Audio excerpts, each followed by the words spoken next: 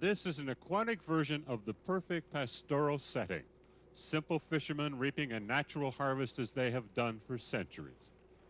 The fish they catch are the main source of protein in the Cambodian diet, and this year, like last, they are finding it more difficult to land a good catch.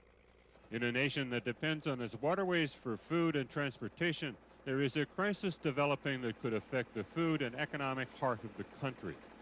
Overlogging and the subsequent soil erosion is silting up the rivers. Overfishing and the use of smaller and smaller gauge nets are affecting the growth rate of the fishing stock. But one of the biggest problems that these fishermen face is corruption.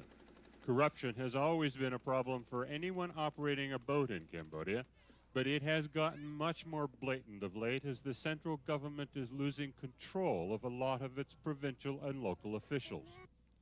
And that's hurting fishermen more than ever. Fishermen are being asked to pay higher and higher illegal taxes and bribes and are being asked to pay them more frequently. Kim Han and her family are 120 kilometers downriver from their native fishing grounds in Kampong Cham. Her family and others from the same area now fish in the middle of Phnom Penh, hoping to escape the extortion that threatens their livelihood and, as Han fears, maybe their lives as well. It is frightening. They ask you for money, and if you can't pay, they confiscate your net, and you're not able to fish. They are the Kampong Cham officials from almost all the government departments that are involved with the waterways: the Navy, River Police, fishery officials, and provincial government officials. Al Math is also from Kampong Cham, and he is a law enforcement officer.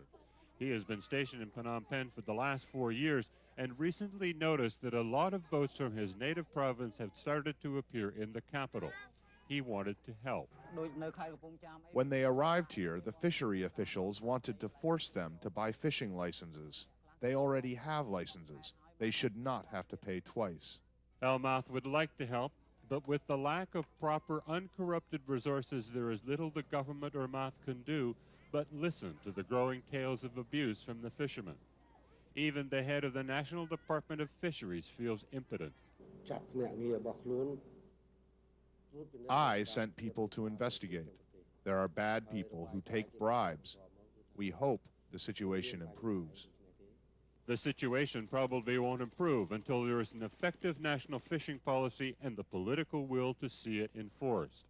And all the while, Cambodia's fishermen remain at the mercy of a growing number of local authorities who abuse their power by demanding increasingly higher bribes.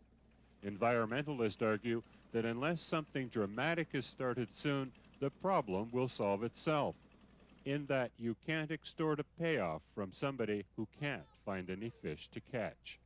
Ed Fitzgerald, Asia Business News, Phnom Penh.